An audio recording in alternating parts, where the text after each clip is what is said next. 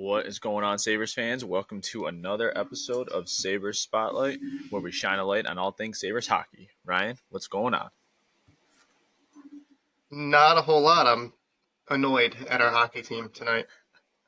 Well, we don't do this a lot. Like usually we're recording on off nights, and we got live. So I think the last time we recorded actually after a game, which wasn't even like a real recording, it was just like a test, was the Pittsburgh game, and we lost. Actually, that's kind of ironic. We Oh lost yeah, four months nothing in ago. that game too. I'm pretty sure we lost 4-0 in that Did game as we? well. But it was a shutout. It was It either was written four in the nothing or three stars. nothing.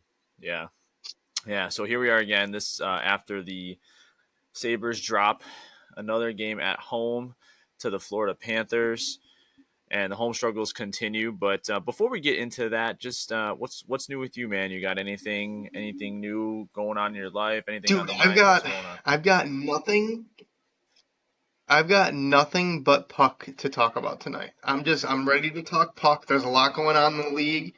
There's kind of a lot going on with the Sabres. Uh I don't know if you can hear it in my voice, but I fucking hate this team so much. And I'm just ready to cook them. I'm ready to take them in the back in the kitchen. I'm ready to give the ingredients to my sous chef, and I'm ready to just put them on the grill and just smoke them. Well, you know me. I always have something. So we'll get to the Sabres in a minute. But Yeah, you're I coming with the did. hot takes. You're coming with the hot takes. I got a couple spicy things tonight. Couple spicy things tonight. But so we went to Dave and Buster's before Yep, or that was over the fun. weekend. So this was for the listeners. If you're into Big Brother, we've always watched. I think you guys have watched longer than us Yeah, together. We've been watching probably the last like five years. I used to watch it back in the day, and then I like didn't, and now we're kind of back on it, and I love it. Part of the reason I love it is because, dude, I feel like if I went on Big Brother, I would destroy that show. Like I think I would be a really good Big Brother player. Like, but that aside, so this year we of course was like the first year that we did our like draft where we each took like 8 house guests or 10 whatever it was, and you guys won because yeah. you had It's Jag. 16 total, so eight. Yeah. Yeah, 8 and 8. So you guys won, so we owed you drinks, and immediately I knew we were going to Dave and Buster's because I need that. I need that sweet, sweet mint mojito in my life. Dude, it was a lot of fun. It was a lot of fun, and the food was good too. I mean, we ate dinner, we got drinks, we played games. It was a nice like it made me feel like a kid again, kind of. I'm not gonna lie, it was pretty fun to just go there and just play all the games and stuff. Yeah, it did not disappoint, and we hit a few jackpots, which was cool. And yeah, it was just a fun night. The kids were away, and so that was fun. And then the other thing, I need to bend your ear on this a little bit because, all right, do you get Lexi anything for Valentine's Day? Like, do you guys exchange gifts or anything little or whatnot? We just got each other candy, and I got her like not like expensive flowers. I just get her like I wouldn't call them cheap flowers because they were like the $20 ones from like a store, and then like a card. You gotta get a card, you know. Dude, But yeah, just okay. like that little thing, and like she got me like Reese's, and I pounded them in like a day. So So you said the key word right there. What I'm going to get into here is the flower aspect of things. But we don't. So me and Katie didn't get anything either. Like I actually got Katie. Like she said a couple days ago that she wanted like some chocolate covered strawberries. So Wednesday, like okay. or yeah, Wednesday yesterday was Valentine's Day. That was my late night at work, so I was getting out at like 7 anyway. So I stopped at Wegmans real quick. If you've been listening to the show for a while, you already know I have a beef with Wegmans. Like I cannot stand Danny Wegman and that whole incorporation. But anyways, again, the flowers, dude. I'm contemplating switching careers and just becoming a full time florist because let me tell you, I called 2 weeks ago was our anniversary on February 2nd. So I was gonna get Katie some flowers, right? So I'm like, okay, I'm just like, you Yep. don't need to go crazy, like just get her some flowers. So on my way home, I call the florist and I'm like, hey, do you guys have any like bouquets out? I'm looking to pick one up for my wife. It's our anniversary. and thinking how much is a bouquet of flowers. I'm like, all right, like a nice one, maybe like 30-40 bucks, right? So the lady goes, "Oh yeah, we got three out here now. We got one for 85, one for 95, and then the other one's like over $100." And I'm like, Yeah. in my head, Yep. I'm like, so I'm of course polite on the phone. I'm like, "Oh, okay, maybe I'll stop by a little later." Knowing like, no, I'm not coming to get your bouquet for like almost $100. Like, no way in hell. So that was my first experience. Then again, I wasn't going to Wegmans last night to get flowers, but they were out, of course, because it was Valentine's Day. Dude, there was the bouquets Yeah. are already super marked up. I know on Valentine's Day, but dude, I'm not even joking. What like Wegmans had bouquets marked for $100, $140, and I'm like, what What? is this? This isn't. So those were like the bigger ones. I think like the standard ones were like 40 or 50, but still just like insane prices. And I'm just like, this is insane. I'm like, flowers, like they just die anyways. But you know me, I actually love like my flowers. Like I don't get many flowers, but we go every year and I get my stuff for the yard. I got a few perennials that pop up. We buy our annuals every year. And like I like taking care of my flowers. It's a little hobby of mine. And here I'm thinking, I should just retire as a physical therapist. I could make way more money in the floral game. The flower industry is just booming right now. Yeah, when you're like in a newer relationship, or like when, if you when you first started dating Katie, or when I first started dating Lexi, I'm like calling flower shops and I'm getting like, the 85 to $90 ones with like a bear, and like someone comes to deliver it and shit. Like, nah. When you're married, you don't have to do shit like that unless it's like an important anniversary date like you had. But yeah, we Oh don't do yeah. that. She's content. She's content with the cheaper flowers, and I put them in a vase and they look nice, and she's Oh good with yeah. that, which is just it's easy for me. Dude, Aldi bouquet, they got the spring mixes out every week. They're like Yep. $6. Yep. That's like Yep. that's where There you I'm go. rolling right That's the now. way to go. But I did see one of those couples at Wegmans when I was there. They were shopping together and they had like they were getting like 18 strawberries. They had like a little teddy. I was like, oh my God. I'm like that. Yeah. But No. whatever. Everyone goes through that, I guess. But all right. So now that I'm off my little soapbox there, we can transition into some puck. We'll go around the league here first. Not too much going on around the league since last week, but one big story I'm sure everyone's heard by now: the Morgan Riley cross check to Ridley Gregg following the Ottawa Senators 5-1 defeat to, or actually, I think, yeah, it was in Ottawa, but it was against Toronto. So, what do you Yeah. think about this? Yeah. They So, of beat the course, Leafs. yeah, Grieg kind of or Oh slap man. shots the puck into the empty net and just to put a statement on it. And then Riley comes over, gives him the cross check to the head, which looks like it rode up a little bit, but still hit him in the head. And it's been hotly debated. So we'll start with your take here. What are your thoughts? Dude, honestly, so I thought the Greg Slapshot was so awesome. Like, the The Senators pictures from have it look epic. Like when you see destroyed the me. pictures of him like winding They're up, it so just looks funny. great. Yeah, and Riley's just kind of standing there in the back. It's so funny. Like, the Senators have been terrible this year. So like they kind of had the Leafs number this year, and that was the end of the season series.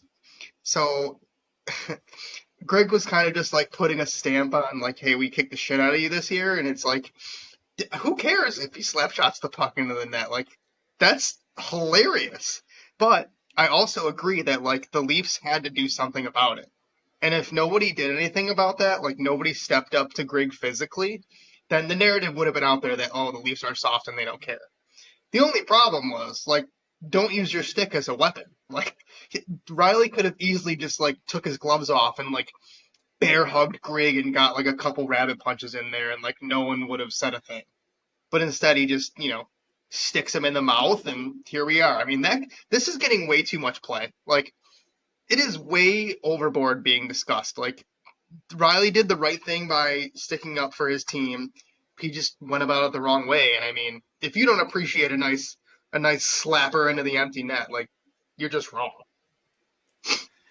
Yeah, I mean, I tend to agree with you with everything there. I mean, it's to me, it's like you said, like if it's like somebody on Toronto needed to do something, right? Because it's the whole like code thing, I guess. but it's just like don't like drop the gloves or just like go up to him and give him some shit, like start a little like muck at the end of the game or whatever, but don't give a cross check to the head. I don't know if Yeah. he wanted to, like it definitely like he extended his arms and Oh it kind of no, like it definitely not. drove up. So yeah, so it was just like the way he went about addressing it was wrong, but I absolutely love what Grieg did, and like I get it. Like if someone did that to the Sabres, like we'd be pissed too. Like so, it just Oh, depends on what dude, if side someone did that to you're our on. team, if someone did that to our team, and let's say like Rasmus Dahlin is like the one skating back, I'd be like, take off your fucking skate blade and cut him right now. I'm kidding. That's like hilarious. But no, I'd be like, hey, I would want Dahlin to go over there and like address it a little bit. Like I don't know about like if he planned on using like the stick and like obviously he didn't mean to get him in the face, give him a rib shot. Like give him. Not a, don't put yourself in now. I think Toronto won again tonight, so that's 2 games in a row that they won without Morgan Riley, which is crazy. But still, like he kind of hurt his team by getting like he got suspended for 5 games. But yeah, I mean, if that was any of our players, I'm like, whatever, just go over there, give him a little slash, give him a rib shot. Like I don't know, it's getting way too much play. Yeah, but aren't I forget what show I was listening to. It might have been this like fantasy show that I've been listening to. I don't think it was 32 Thoughts. But I'm pretty sure like the Leafs record without Riley is like pretty fucking good. Like I think they're like It's so 16 and weird. 2. Like It's so weird. it's just like the Sabres like being 6-1 with Jacob Bryson and losing for the first time tonight Yeah, with him it's in the just like lineup. But anomaly stats that don't make any sense. yeah, absolutely, absolutely. But yeah, I mean, it is interesting. Like Keefe too. After the post game was just like, oh, I thought it was appropriate, and whatnot. And that's another thing that's been Which like is kind of so highly dumb. debated. Again, like dumb that he said that. Yeah, like that's not the appropriate response. He got him in the face. Like the appropriate response is Yeah, to, like we said, don't the appro- man, like there's such a victim complex here. It's disgusting. Like you've seen like Toronto media be like, oh, since it's the Leafs, then they're gonna suspend Riley for 5 games when like David Perron didn't get as many games when he got his stick up high earlier this year. It's like shut the fuck up, shut up. Like don't get yeah, your stick high. Oh, I have a better idea. Don't be losing the game and allow Ridley Grigg to walk in and rip a clap bomb into your net and do an empty net. Like maybe play better. That could solve the issue. Like maybe play better. so he got 5, right? Yeah, he got 5. He's appealing the suspension, but the way the appeals work is he's appealing directly to Gary Bettman, and there's no shot that Gary Bettman is going to undermine his player safety uh, people, and he's just going to uphold the suspension anyway. So it's just Yeah, like, why are you even appealing? Why are you crying about this? Just serve your 5 games. yeah. It's an interesting thing. This wasn't in the show doc, but real quick, like before we get into the Sabres news and discussion, because there's a lot there. Did you see the Allmark tomahawk too? No, I missed that. What are you talking about?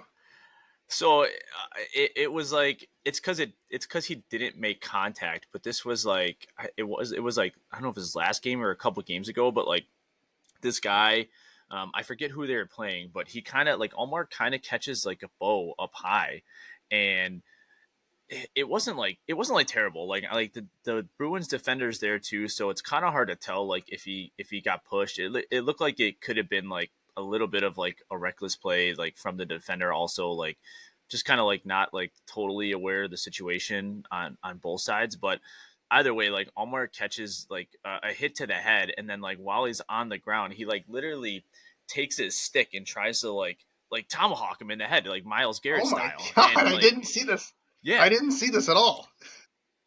dude, and that's what I'm saying. Like, I think because he missed and it kind of like ricochet, kind of hit him on the side, that it didn't really like get a bunch of like play or anything. But like, if you like find the video, like it's crazy because like you can kind of it's kind of like a Miles Garrett thing. Like if he makes contact with this guy's head, like I mean it's a direct blow to the head with the goalie stick, which is like you know somewhat dense. It's not like a regular stick, so it's kind of a really bizarre play. But Yeah, I was just wondering if you saw it because nothing really came of No, it, I was just anyways. trying to find it. I was just trying to find it, and I couldn't find it. So I'll look it up later. But that's, oh my god. Oh, Light Linus, Yeah, what are you doing, my guy?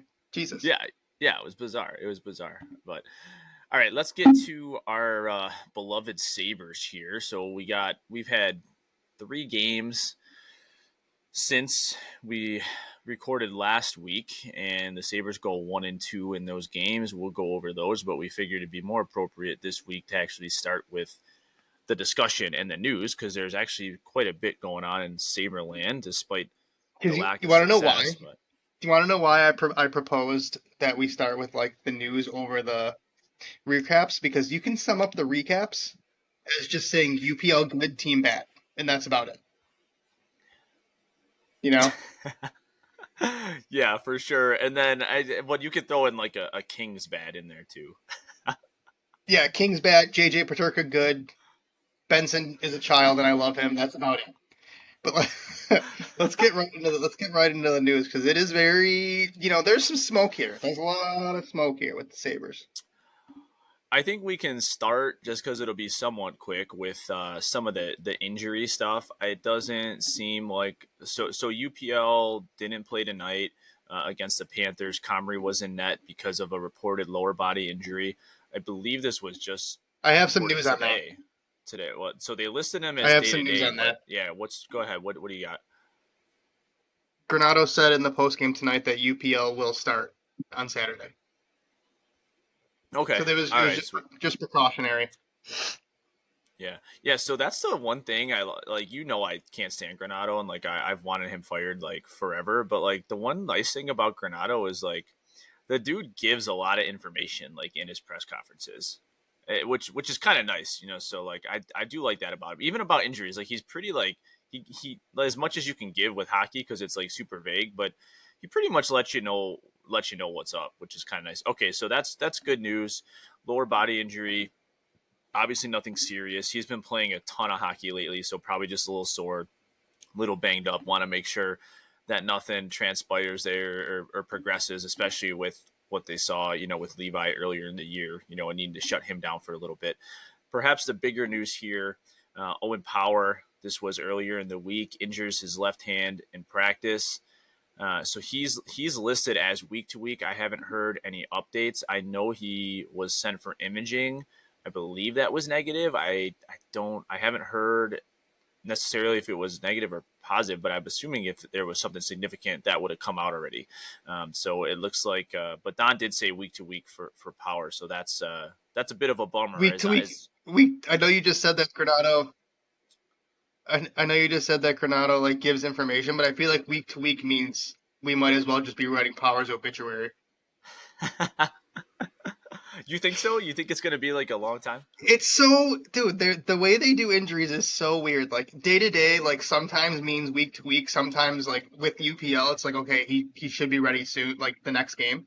And then other times, it's like week to week, and then someone's out for like fucking 3 months. It's just so Yeah. weird how they do injuries. I mean, I will admit though, lately they've gotten a lot better. Like you said, like Ronaldo's been a little bit more forthcoming. I just wanted to throw a little jab in there because we're just jabbing the team tonight. We're just gonna throw in our jabs.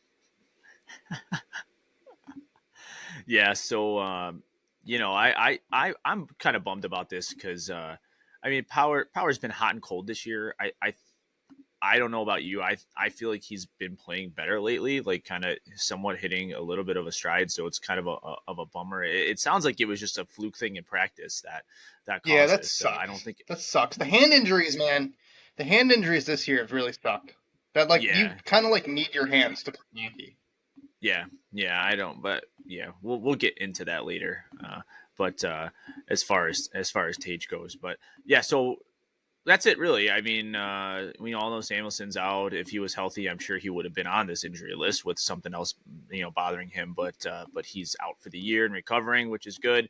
And then trade news here. So trade deadline is on March 8th. So we're closing in on that, and we have some interest reported. Elliot Friedman says teams have called on Tuck, and the Sabres seem to pretty much be shutting that down per his report. But 21 and 28 are also getting some interest from teams around the league. It's been reported. I know Boston is interested in Oposo, and teams have called on Gergensons too. So, what do you think about the news here? Some of the insights from some of the insiders around the league with what's maybe heating up a little bit in Saberland, or in the When Saberhood, I should say. it it is interesting that we're getting Sabres news from Elliot Friedman because I feel like for a long time, like I feel like partially with the Eichel stuff that happened when he was here, that the organization kind of like froze out Elliot Friedman, which is insane because he's like the Adam Schefter of hockey. But there really was no information like ever coming out of our organization, and now like all of a sudden there's information coming out of our organization. And concerning Tuck, I mean they're not trading Alex Tuck. This is just other teams being like, there's blood in the water. Let's kind of just ask and see. Like the worst Kevin Adams can say is no or hang up the phone. The other two, like I'm kind of excited to just be done with that era of Sabres hockey. Like for as much I should say for as good as Oposo and Gergensons were as like foot soldiers and they did their jobs, and I'm sure they'll be pretty good on playoff team fourth lines because that's what they are. They're fourth liners and they're pretty good at their job. I'm just ready to move on. I'm just ready to move on. I'm excited for some tryouts for the kids. Like I want to see Rusek back up here. I want to see Rusek in a fourth line role. I want to see maybe not Yuri Kulik because they're kind of slow playing him. I want to see like Roseanne back up here again. I'm kind of just over it. I'm over them two being on the roster, and I just kind of want to see them succeed. Like we kind of owe it to them, don't we? We owe it to them to put them on a roster that like will make a playoff run for the first time in Gergenson's career, and Oposo since he was with the Islanders. Yeah, yeah. I sent out a tweet about this because it's just like it's so sad when you see like all of Sabres Twitter like collectively saying like trade 21 and trade 28, like they deserve to go to the playoffs and like have a chance at a Stanley Cup, and it's like it's just when I see it, I'm like, man, what a loser franchise. I'm like, it just because it's impossible to do here. So like we need our players to like go somewhere else to like have a chance at that. But I agree with you, man. I think it's time, and if teams are calling on them, like why not? I think Kevin Adams is I'm sure gonna talk to them, and they'll have as much a say in it as him, and they'll probably have to agree on that if a move is going to be in place. But I think that it totally makes sense, and I the one thing too is like you mentioned like Oposo is like, or these guys is like fourth line players. It's like Oposo's dude, he's a top line guy. He's first line forward. So like they better be getting some nice compensation for him in the trade market or in the because he's freaking like dazzling guys out there on the top line with the Buffalo Sabres. I'm a little distracted right now because I'm following Granato's post game. I hate this coach more than I hate Ralph Kruger. You Oh, don't dude. hear this guy call out anyone ever. Oh You no, never hear no. him call out anyone. I'm about to fucking pop off. I'm about to pop off. So I don't know if You you don't hear this realize. guy call out what? No, go ahead. Go ahead. Finish. Okay. You don't hear. I'm gonna say this for the sixth time for the listeners. You don't hear this guy say shit about specific players ever. Samuelson No, no, no. literally turns the puck over, does nothing. Clifton skates over his own feet at the blue line.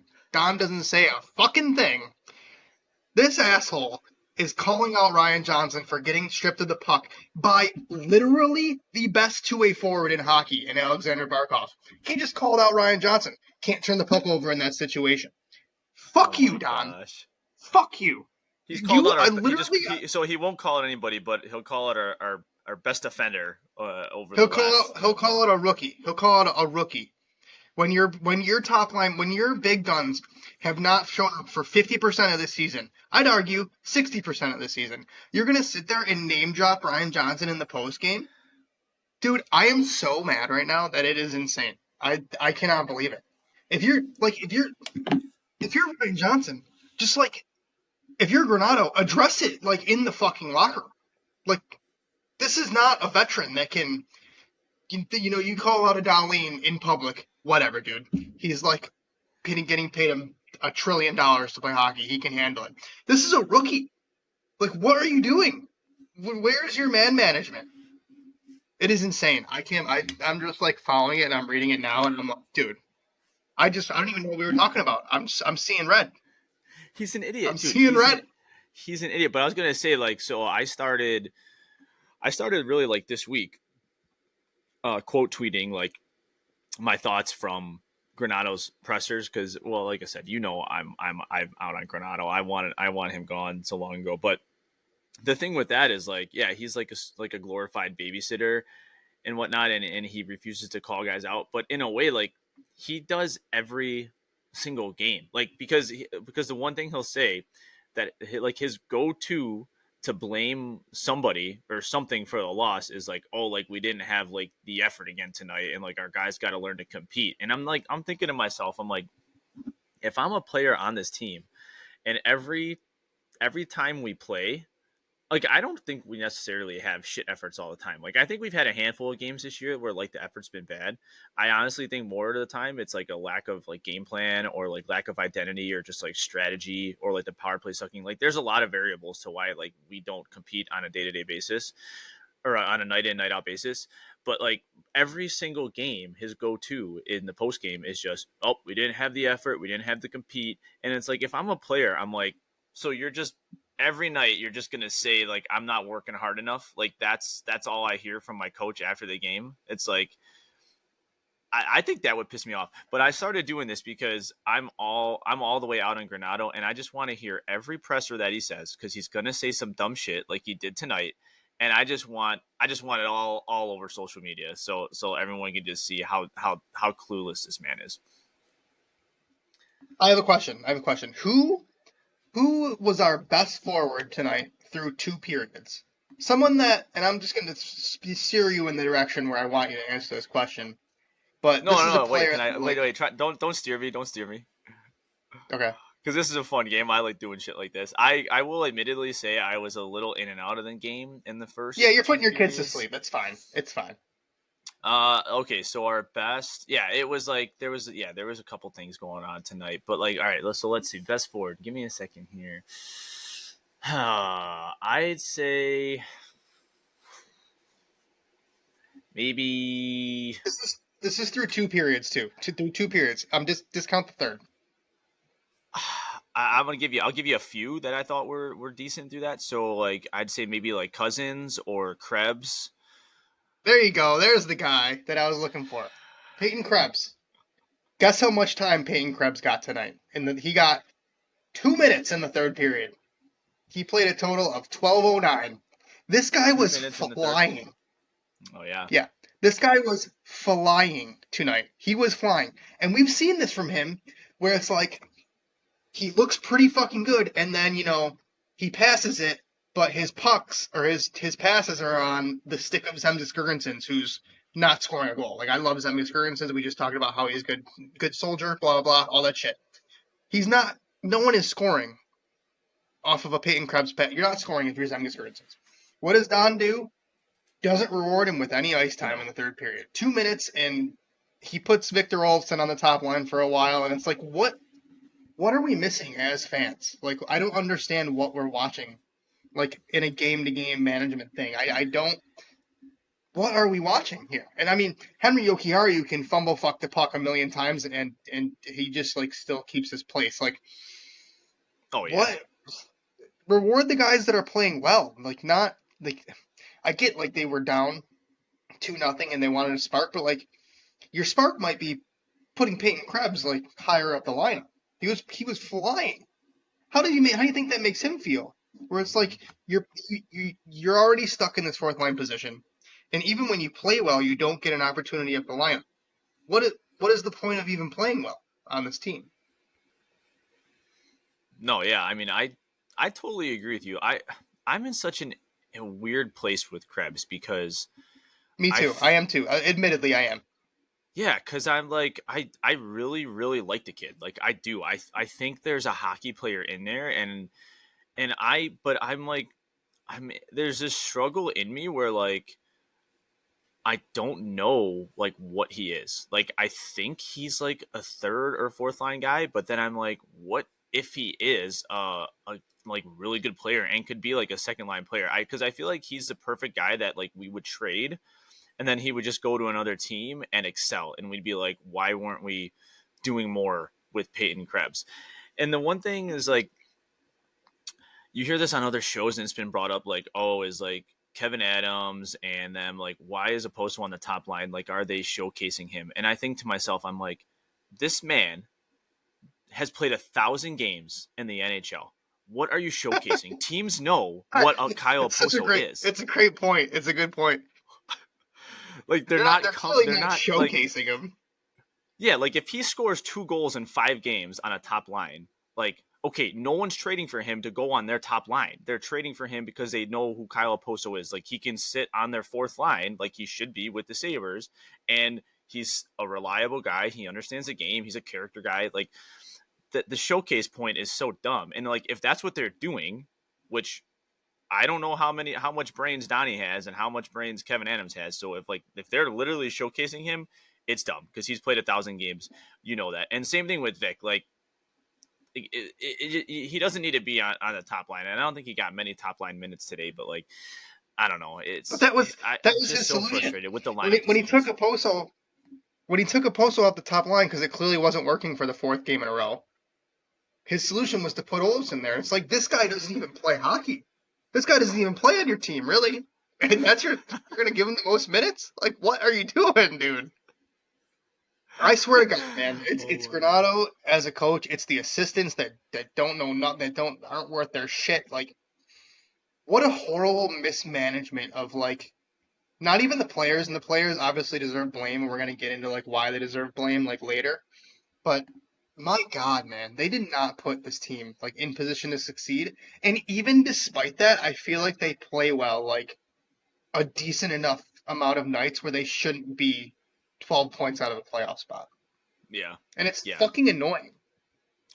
Yeah, you're right. I mean, they lost tonight in a tough game. Again, they didn't generate like a ton of chances against the Panthers, like grade A chances, but like the effort was there. It wasn't like a terrible game, but yeah, they've just lost so many close games, and again, I think a lot of that is lack of identity, lack of structure, lack of whatever you want to call it. We'll get into the players in a second, but I do want to move on to Kevin Adams and his comments on WGR this week. You got anything else here? You want to transition to that? I'm ready to move on because we can just talk about like did we mention that Eric Johnson's probably going to get traded too soon?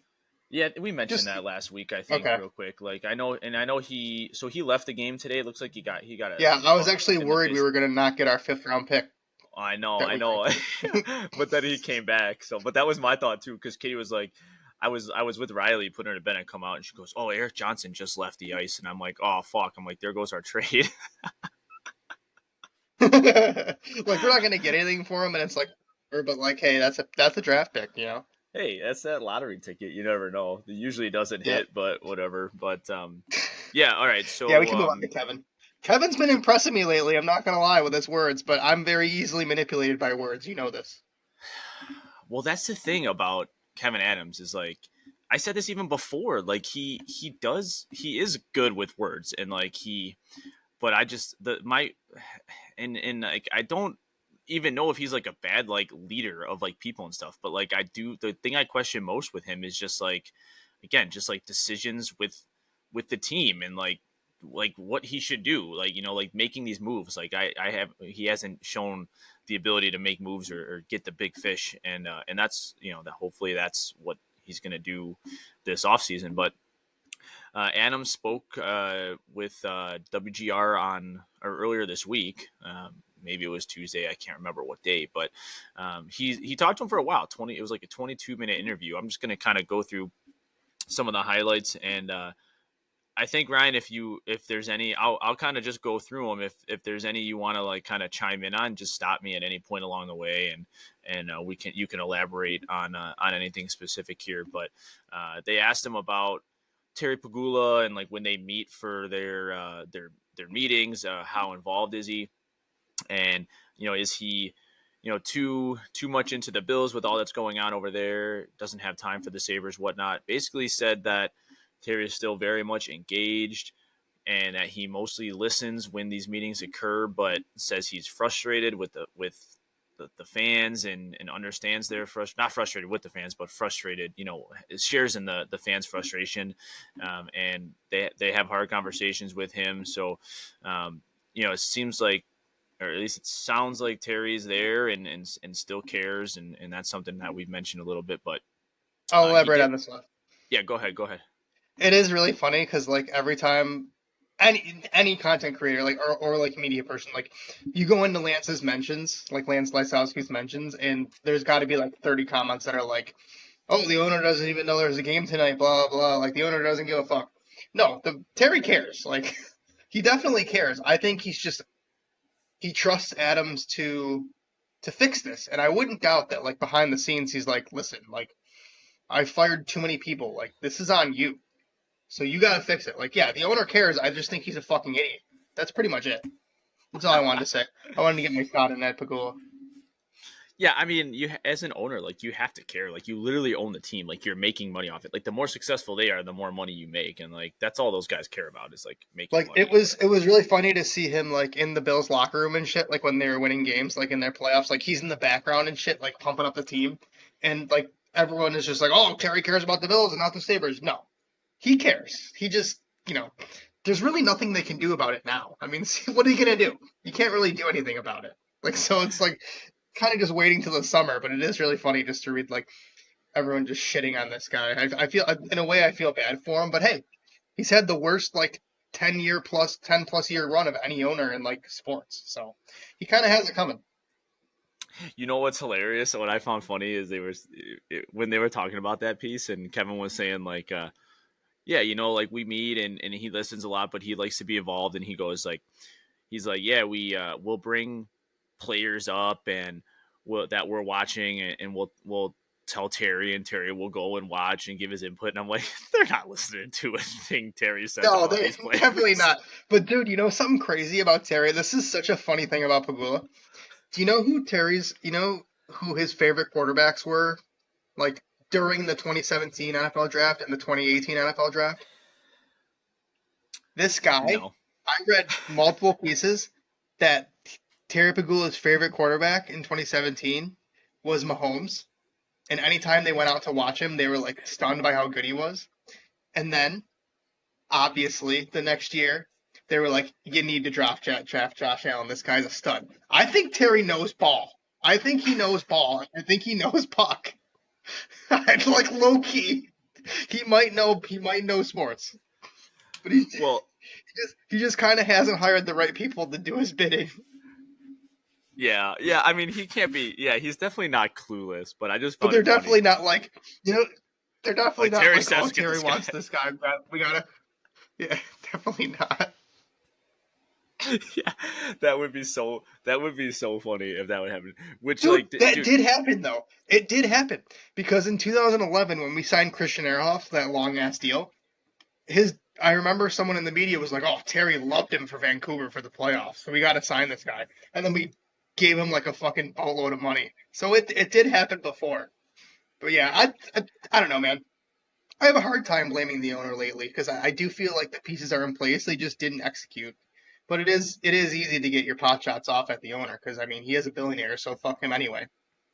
the one thing like I think I can throw a little bit of like Terry's way is just like the arena stuff. Like, Oh there's yeah, been nothing done to that the thing, arena and whatnot. And yeah, if you look at 100%. like Chicklets, they do that. Like they just, I don't know if you watch like any of their like Chicklets University stuff, but they When were they just went to at Penn like, State, and Penn's, dude, it's like immaculate, and I'm like, there is no way KeyBank looks like this, and these facilities are like top notch. It looks like a pro environment and then some. It's crazy. And I'm like, that's a dude who cares about Penn State hockey a shitload. Not saying that he doesn't care about the Sabres, obviously, but I mean, Yeah, I'm like like, dude, there's no way these compare. PSU is unbelievable. Like what a facility that is. And that's on him. Like he didn't get any help from outside people on that. That's his money. Yeah, yeah, but big money there, big money in college. So yeah, I mean, I guess I And they're understand it, not even but a fucking program. Like they're not even a Power 5 program. Like they're in the Big 10, but like nobody ever thinks PSU hockey is good. They've never been yeah, yeah, they're a brand new team. yeah. So it's like it's not even like he put money in like a BU or like a Boston College or a Minnesota. He put all that money in a brand new team. Like, buddy, you got a hockey team that has cup holders falling off the fucking seats. Yeah, I know. It's crazy. It's crazy. They worship him there in Penn State for sure. But I how know, could you because not? that arena's fucking sick. So getting back to Adams here on GR. So going back to the identity thing, he says team needs to compete harder. We've heard that a million times before. Oh my Have god, got I think if you have took a gotten shot away for every from time, identity, caught in the middle take a at shot for times. every time you say that. Oh my god, you'd be dead. But this is what I'm saying, dude. Like if my bosses were every day were like, you gotta work harder, you gotta work harder, I'd be like, screw you guys. Like I'm busting my ass here. Oh my god. That's all these kids hear is that they gotta work harder. They're probably like, dude, I can't work any harder for you freaking You know idiots. what? Like Zach Benson must hear like gotta work harder, and then he's like, I'm gonna go pack a Zin and play Fortnite. I don't know what you're talking about, dude. Like, Yeah, he's what do over you there mean? pulling a Kyler Murray. Yeah. Oh, keep going. Okay, so on the Casey Middlestat rumors, he said they are not shopping Casey Middlestat and clarified that he actually has 2 RFA years left on his contract. He did say they expect them to work towards a contract and get him signed. So that's kind of an interesting news. He did say, or interesting clarification there on the whole Middlestat rumors. He did say that no one is untouchable. They're fielding calls on anybody, and he's doing his part to listen, which makes a lot of sense. But he said he's not interested in moving guys out for future type deals, looking for pieces that are going to help them win now. He's not going to make any moves out of frustration or emotion. And it goes back to the roster again. Says roster is talented but underperforming. Believes that the talent is there to climb back in the standings this year. But if things fall off, then he's not going to shy away from giving players auditions if they're out of the playoffs towards the end of the year, which makes a lot of sense. Nothing groundbreaking there, I guess. And we talked about this a little bit earlier. He did say any deals with veteran players, they'll have insight on that, or they'll have a conversation and transparency surrounding those deals. So that's your Eric Johnson, your Gergensons, your Oposo. And then he just clarified the injuries, which we already talked about. Sammy out for the season, Power week to week. He did leave the door open for a Quinn return. I'm guessing that's probably going to be based on where we are in the standings. And then he did say that Levi may come up if we need him, but it's important for him to play a lot of games in Rochester. So that was kind of the gist of the main points. Again, I thought he as far as his performance goes, I thought he did great on the interview. Like it was a nice listen, and probably a lot of stuff like Sabres fans already know and maybe don't want to hear because just there's a state of frustration, with things right now. But it wasn't like it sounded like he kind of was confident with his answers and stuff, and he wasn't fumbling for words. I just thought it was a good interview overall. But what do you think? Yeah, me too. Like I said, when he was on the pregame broadcast the other day, I'm like, this guy's kind of cooking with his answers here. But I we can start back at Middlestat because like earlier this week, Andrew Peters was saying that the Sabres are shopping Middlestat, and that kind of got some eyebrows raised. So this was Kevin's response to that. And there's a like obviously Casey is unsigned, so obviously teams are gonna like smell blood in the water and be like, hey, do you think you're gonna pay this player? And if not, like, what do you want for him? That is a completely different thing than saying Kevin is shopping him, because if he was shopping him, he'd be calling teams and being like, "Listen, I got this player. Like, what what's your best offer?" Like, I don't think that's happening at all. I also don't think the team is doing contract negotiations in season right now because Casey might not be a guy that wants to do contract negotiations in season. You've seen it before around the league with other players where they're like, I'd rather handle my business during the season, and then when the offseason comes up, that's when we can talk money. So I'm not really concerned about him specifically. I know like a couple episodes ago we were discussing like whether we should keep or trade, and there's arguments for both sides, but as the last few weeks have gone by, I'm fully on board with like giving him the money that he wants. Like I'm pretty sure he'll come in like under the Cousins deal, maybe like a little less than that, or like maybe the same. And maybe you can talk him into signing like a 4 or 5 year deal, like a little less. Who knows? But I think they'll sign him, and that's pretty good news because the center spine of Thompson, Cousins, and Middlestat is good. You just got to fill in the ancillary pieces, and I think we'll and get a new coaching staff and all that. But What I'm do you happy think to is hear the that lowest he would go? 5 years, 30 million. That's Yeah, probably the so like lowest. 6 a year. Yeah, but I think he's going to end up more like 6.5 plus. Like maybe like a. I also don't think I would go 8 years. You can't give everyone an 8 year deal. No, no, no. I I, don't I know if think I my would do that. ideal years is probably 4. Yeah, yeah, I like that. I don't know if I've totally formed like my opinion on him yet. I because like I just think about like Paterka, for example. Like I think there's just like and Casey's been great this year and he is good, but I just think he's perfect in like a third line role. And then I'm like, do I want to pay that for a third line guy? And like Paterka is going to command a salary, and I'd much rather pay him. And Jack Quinn, like Quinn's a stud, and if he can stay healthy, he's like you got to pay him too. So like I don't know, I know it's kind of it's nice though tough. that Quinn won't get a long term deal. I don't think Quinn's going to get a long term deal because of injury. Yeah, I mean it definitely helps the Sabres side of negotiations for sure. Yeah, I don't know. I think I'm still kind of undecided on him yet. It's nice to know that like he has another year from what we all thought, which is good, right? Because like he's technically under Yeah, he contract for can't. next year, right? But he He could he can't. not play if he doesn't want to? No, he'll play. It's just like remember. So when we traded Reinhardt effectively said like, "Hey, either trade me or I'm going to play out this year and just go to UFA." Casey can't do that because he has 2 years of RFA. So like at minimum, he's here for 2 seasons. Like no matter what. So that's actually pretty good. That like gives us more leverage too. Even if that contract goes to arbitration and the judge like says, "Hey, you get a 2 year deal for this." I mean, I think the Sabres would be totally fine with a 2 year deal. And Yeah, like you said, you can't pay everyone long term deals.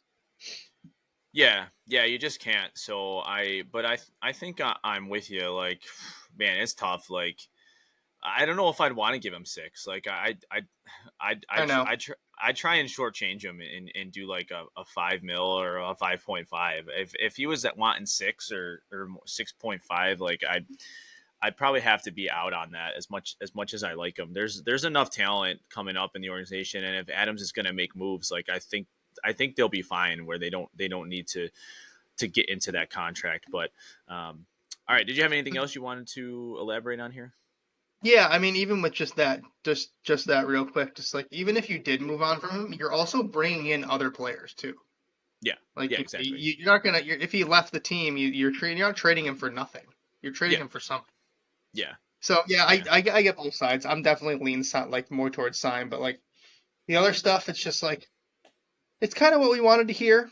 And like it's really just to the point where like the season's over and we're gonna watch the games and we're gonna talk about the team. But we're kind of just waiting another 3 weeks until trade deadline, and then we're waiting another month until the season's over because there's really nothing to play for. It's pretty much over. Like it's that, and then there's playoffs and lottery luck, and we'll see what happens. But really, the summer is where we're gonna make our hay. So it is just like a long waiting game at this point, and I hope everyone in the organization is pissed off because they should not be in this situation. I think the real question is where are we going to slot in Macklin Celebrini to this lineup? Oh my God. If we won the lottery, dude, and we signed and we got him, I mean, that would be absolutely incredible. I mean, It'd be that Jack he Eichel is 2.0. dude. So this is the crazy thing. His stats right now are very similar to Eichel's draft year. Yeah. And the thing about Eichel is he played his entire college season as a freshman as an 18-year-old. He's got an early birthday. He's like his birthday is what, September-ish. So it's like he's got an earlier birthday. Celebrini, his birthday is in June, but he plays a year back because or a year forward, or yeah, a year forward because his birthday's so late. Like Yeah, the yeah. cutoff is like September 30th. He is playing his entire season as a 17-year-old and also putting up the numbers that Eichel put up as an 18-year-old. So he's effectively a year ahead of schedule in his development, if you really want to put it like that. And man, this kid's going to be so good. Like if we won the lottery, that would really change everything for me because you would need to put this kid on the roster. Like he's not going back to school. If he went Oh, back to yeah. school, he'd put up 70 points on that team. It would be Yeah. insane. It'd be like I think Paul Correa has the leading. Actually, I do think someone broke his record for points in a season, and I feel so dumb for not knowing who broke it. But Paul Correa had like the most points in a season as a college Had like 100 freshman points. for like the longest time. But man, this kid is so good. I mean, he's like Matthews kind of. Like that's the level of player like this kid's gonna be. And add him to our forward core. Holy shit, man! Like we wouldn't have to play him on the top two lines because we already got the top two lines are basically like they're basically set. So yeah, that Oh would yeah, be especially if incredible. Oposo comes back for another year. Yeah, we could talk lottery stuff in June, in like April, June when there's or Uh, you know April when playoffs are going on, and the Sabres are probably going to be heading towards the top six pick at least. So it's there's a very hundred frustrating. percent chance though that Celebrini will be going to Chicago. Like you can Oh, write that in pen dude, right now, because Gary, that's it's what the either San NHL Jose, wants. Chicago, or San Jose because he's from San Jose. That's where he's Yeah, going. no, it's not San Jose because the NHL does not want that. They want Bedard and Celebrini in the Winter Classic on January 1st. Like that's exactly what the NHL The wants. fact So that you're correct is disgusting. all right, so we will. So yeah, that's why we started with that. Lots of Sabres news between the last week or so, and we can get into the games here now. So like we said, one and Let's keep two these short. since yeah, we'll keep these short. One and two since yeah, we don't even have to like summarize them, but like I guess like what are you have any like big takeaways from like these three games or like any like key points or things you want to talk about? I think like the Kings game was a good game, obviously 7-0. St. Louis was like not like a horrible game, but like It's just just another game where like the power play sucked and we got beat by a backup. Although that goalie's like actually not bad, that Joel Hofer, and then obviously tonight was just kind of a tough game. So, what do you think? Anything specific you want to talk about the last week? the LA game was so much fun, and it just reminded me how much I love this team when they like play with confidence and like overpass and look for like the perfect play, and they make it look so good sometimes. But that LA team, man, that team is in trouble. I think. You think they're like? I know that they're like in the Yeah, first I'm wildcard out on them. position, but oh my God, they have not been good since they. I mean, they weren't good when they fired Todd McClellan, but wow, they looked horrible against us. You know what's so funny about the Kings is that I they've been on this slide for like 3 weeks, and I feel like everyone's still backing them, and then the Sabres scored a touchdown on them, and everyone's out now. I know. We're like the Grim Reaper team. We're the Grim Reaper team. That's like, hey, if you lose to that team, wow, your season's over. Yep, that's all it took. That is all it took. But you, this was also a funny game because this was the first game without Owen Power, and everyone's like, "Oh, we won 7-0, and Owen Power didn't play." And I'm like, "Shut up, guys! Just Yeah, please stop. That's dumb." yeah. but I another feel like shutout I feel like for UPL, and he dude, pay was this man. Pay positive him. or plus 2.39 goals saved above expected. I mean, UPL has just been on a tear. Fourth shutout of the season. I mean, he's really been on a tear. Yeah, he is one of the bright spots of this season, and it's very unexpected, but it's a welcome sight to see. Like he's good, man. I would be confident with him as our starter next year. Yeah. Oh, yeah. Absolutely. I'm totally fine with that. I got a couple like Don things I want to get to here because again, Oh, as here we go. I said I want to make him look like a fool. Okay, we're gonna go back to the St. Louis game in a minute, but listen to what he said after the Kings game. He says, "Our team responds well and creates urgency when pressed by outside factors. We need to find a way to create that urgency in ourselves." I heard that and I'm thinking, isn't that your job, Don?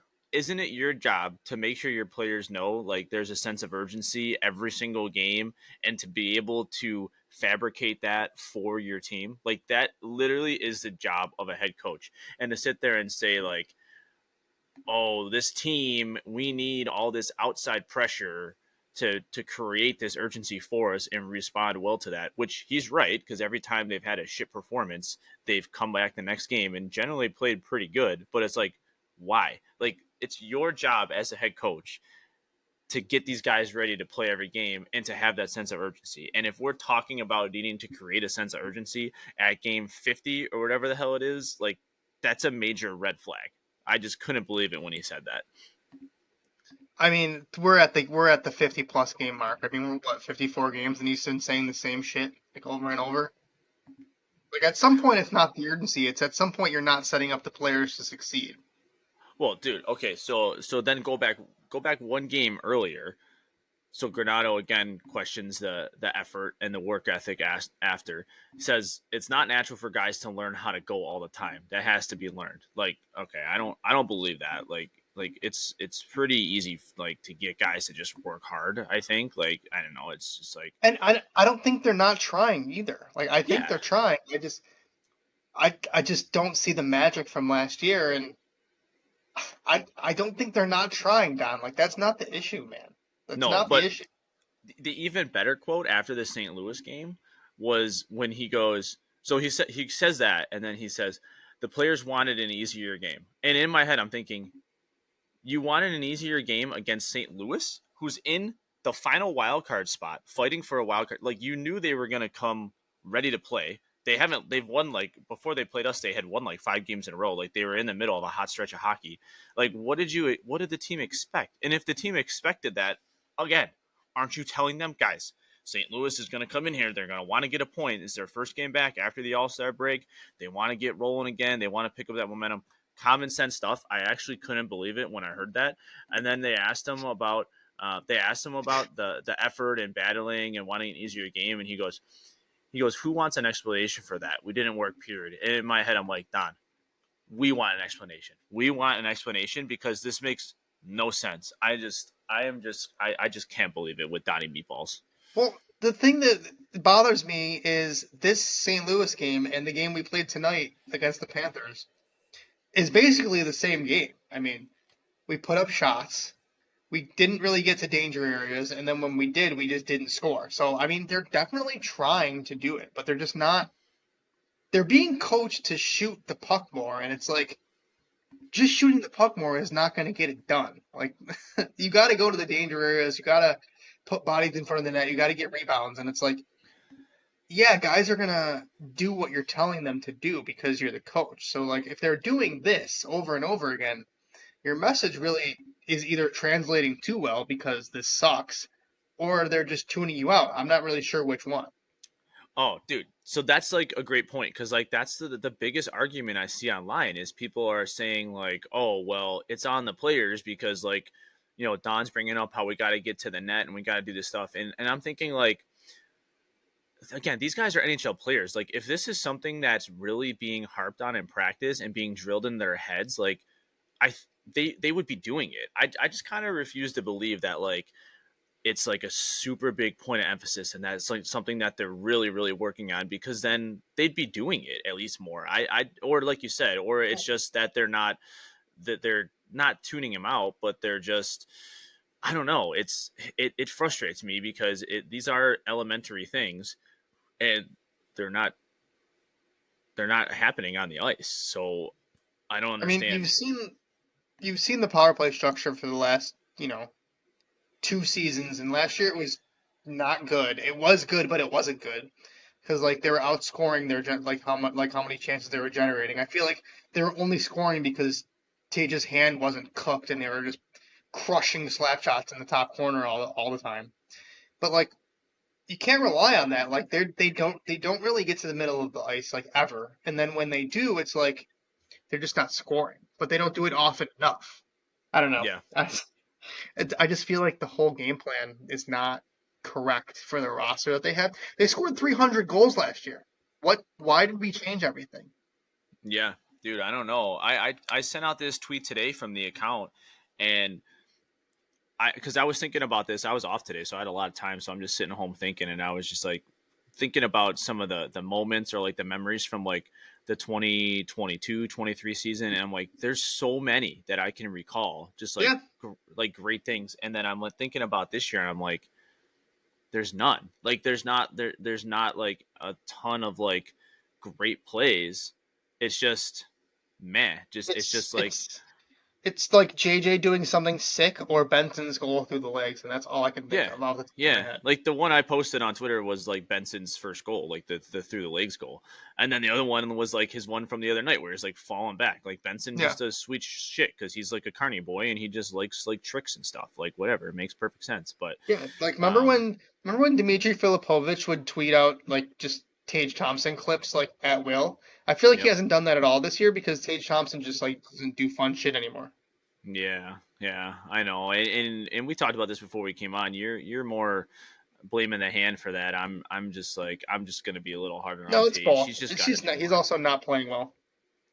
The thing with him is like, it's like little shit, and this could be the hand. I don't know, but it's like little shit with him, like not retrieving a puck clean, or just like, I don't know, just like being like clumsy on the skates. Like it's just like, or like misreading a play. It's just like, it just something looks a little like disconnected, for me right now. And I've seen the shot. Like he's still like, he hasn't scored a lot this year. I think he's got like 14 goals, but like a lot of his goals are kind of like classic Tage goals. Like, well, not like the dangle stuff, but like the slap shots. Outside, like just beating goalies clean. Yeah, yeah, exactly. So like We're I've like, seen that. Like that's just not gone, but it's just these little things where I'm like, it's just something's a little bit off. And yeah, he's had these stretches. I mean, he's on a bad stretch right now, but he's had these stretches of play where he's just been quiet, and a lot of our top guys have, and that's why we are where we are today. But you know what we haven't seen from him this year, like almost at all, is him like using his wide frame and like cutting in for like a 1v1 on a goalie, and then just like pulling it around the goalie and stuffing it in. Like he has not done yeah, that a single time this year. yeah. So that's where I think like the hand is if, depending on where that's at. Again, we don't know, but I mean, there's been way less stick handling from him this year, and like I don't think that's just gone He from him. was Like he still can stick handle. So like it makes me believe that the injury is probably limiting that somewhat. But also, it's like, dude, like just get the guy some pain meds before the game. Then like whatever. Like everyone does that shit. just like football. Yeah, exactly. Oh yeah, it's frustrating. He's frustrating. Skinner's frustrating. When's the last time Skinner scored a goal? Do you know? Because I don't. I mean, I can look it up real quick, but I mean, he does absolutely nothing other than score. He doesn't contribute any defensive effort. I mean, his passing is absolutely atrocious. I mean, this guy The just like worst literally part of why the sends power no play look is so shit bad. everywhere. Part of why the power play is so bad is because of him. He's one of the worst power play players I've ever seen in my life. Yeah, And like we said earlier, Cousins was terrible for half the season. Now he looks like he's back. yeah, Quinn got yeah. injured, I'm and not too upset with Cousins. Yeah, like this like just sucks. It sucks, man. Skinner's last goal was January 9th. Over a month ago. Yeah, I mean, granted, he was hurt for a little bit, right? So he Oh, hasn't you're right. scored in, so he hasn't scored in 7 games. So he's played 7 games since then. Jesus Christ. Um, but like, how many games have we played since January 9th? He missed a few weeks, so he probably missed like 6 games or so. But yeah, I mean, since he's been back, he's got he's got 1 point in those 7 games, one assist in those 7 games since coming back. And I mean, he's Yeah, it's getting. not good enough. It's not good enough. I mean, he's playing 16 minutes a night. But I don't know. You look at shots on goal too, like 2-1-0, 2-0-4. Yeah, Like he's he's not not. doing anything. He's Yeah, literally not doing anything. yeah. He's So out there for a skate. there's. I have a lot of frustrations with him. I mean, he's kind of always been that way, but it wasn't last year. Like that's what I'm saying. Like that Skinner Tuck Thompson line last year was absolutely cooking, and again that goes back to the play style of just like why are we changing so much shit up? Like, I mean that St. Louis game, dude. Our only goal was the only reason we didn't get An shut own out in goal. that game was because an own goal. Otherwise we Yeah. would have been shut out twice in these last 3 games. Yeah. That's It's not. like, It's just not good enough. It's not good enough for the personnel that we have. yeah, yeah. All right. All right. Anything else we want to get to Sabres wise? I got one thing real quick, but if you're not, then we can transition here to the Um, Amherst. I don't. I think we kind of just. I think we kind of touched on all of it. I mean, we're just. It's just not good enough, and it's. I'm just kind of like waiting for the season to end. Really. Yeah. Well, let's. You know what? Let's finish before we. Well, let me say what I want to say here because I put a poll up on Twitter, so I want to just kind of like read the results of that on the show here, and Okay. then we'll finish with like a bright spot, like to finish on a positive note here. Like you already I mentioned like it. UPL, but let's try and think. We can each say one thing maybe, but so I put this out 4 days ago. It was up for a couple days and got some decent action, but I just simply asked like who deserves the most criticism for the Sabres failures this season. Not like, and there was 4 options, like Granado, Adams, the players, or ownership. I'm like, those are kind of the main four heads here, and no surprise, Kevin Adams led the way, 41%, and then Don Granado second with 25%, so 66%. So pretty much, 2/3 of the vote went to those two guys. Players was at 19% and ownership 15%. So I mean that kind of lines up with like what we've been saying. Like we've kind of given more to Adams and Granado, and then obviously some falls on the players too.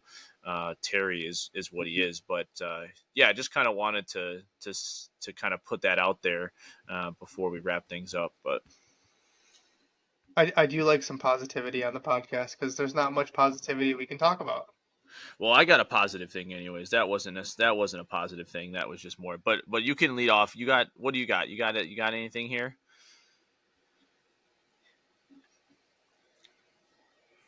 You mentioned UPL. Honestly, besides him, I'm not really feeling too positive right now. I'm just feeling so. It's just. It also is because we just got pounded. So I'm like, do I really want to give them like any credit at all?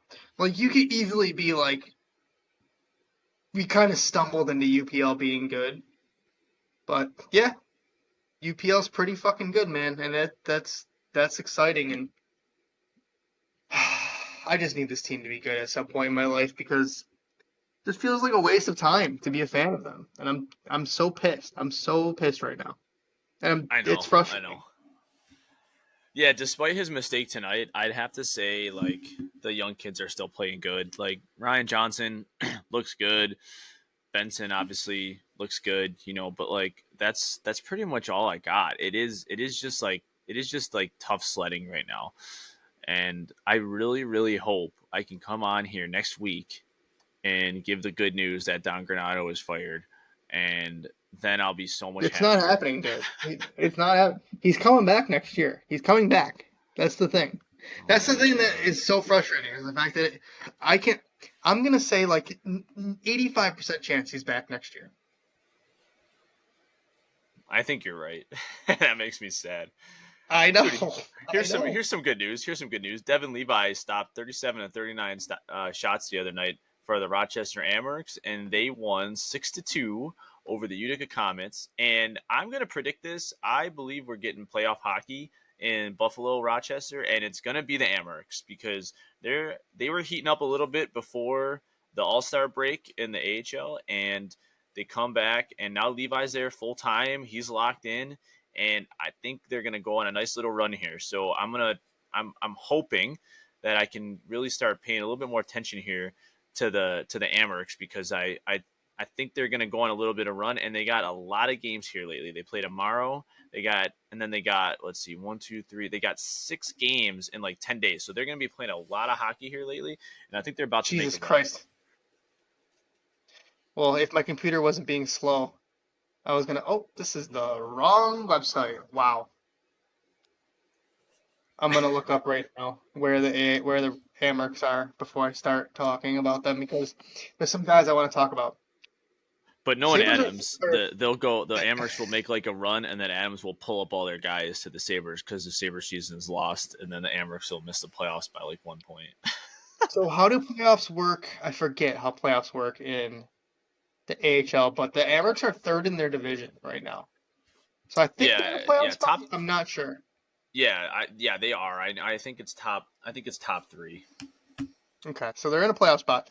But man, so besides Levi, I've heard a lot of buzz from people that Victor Neuchev is kind of like finding his game, and that's super exciting because it took him a little while to find like come over to North America from Russia, and like it's a new country that's crazy. He probably doesn't speak English that well, and he's kind of finding his game a little bit in the absence of Kulik missed time, and he's back now. So hopefully he gets like back into a rhythm because he kind of was struggling after the World Junior, which I guess is normal for like a 19-year-old player. And yeah, I think the Amherst like behind, with Levi in goal for most games, I think they're going to be a force again in the AHL playoffs. And following it last year, it was a lot of fun to follow last year. Like we watched every game. Mm-hmm. Yeah, for sure. And we actually have the HLTV this year, so like we'll definitely be watching. And yeah, I mean, so they're 22, 6-5, so they're one game over. Again, one game over 500. That's 26-20. We've already been through this with the Sabres, but it's funny because I heard the other day like they were like the Sabres like when they play in the Blues, like if they won, people are saying they're back to 500. I'm like, no, they're not. I'm like, it's just like, come on, So that's they're not how like, this works. yeah, they're 22-16. You said 6, 22-16 and 5. Oh yeah, 22-16-5. Yeah. So So just the yeah, one I mean, game over. they've had some fucking awful goaltending. Like I've watched, like I've honestly like since we got AHL TV this year, I've like tuned into like a lot of games, like more than I thought I would. And Oh oh yeah, my it's god, the fun. goals they were giving up, the goals they were giving up were just horrible goals. So with Levi, I feel like he's up to a 918 save percentage in Rochester. That's pretty goddamn good.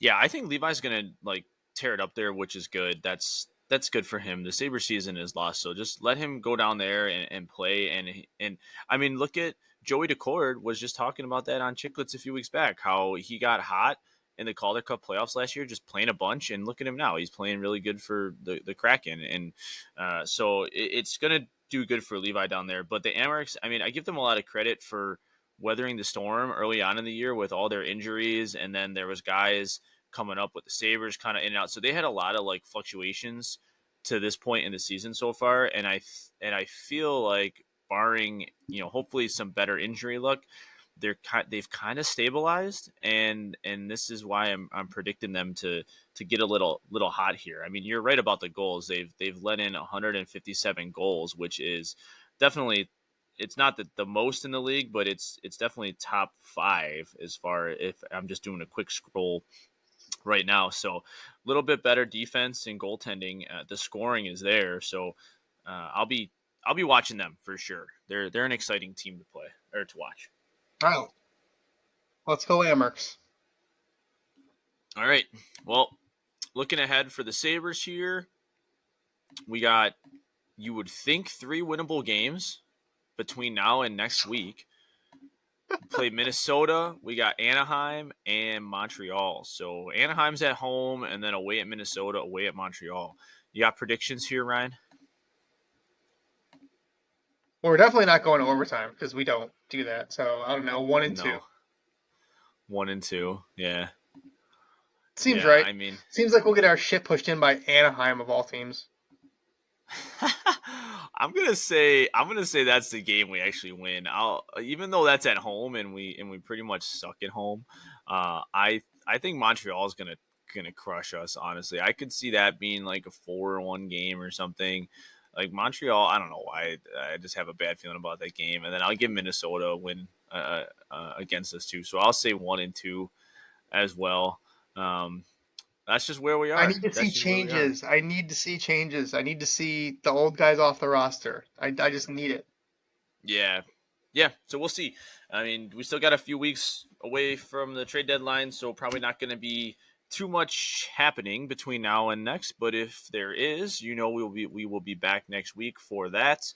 And be sure to follow us on socials. We've been getting a bunch of fun engagement over there, which is cool. But again, that's at Sabres Spotlight, and you can find our individual Twitters linked in with the show notes as well. But if you like the show, of course, follow on Apple, Spotify. We upload everything to YouTube. You can watch us there, and questions and feedback can be sent to the email. But that's going to wrap it up for today, and we will see everybody back here next week.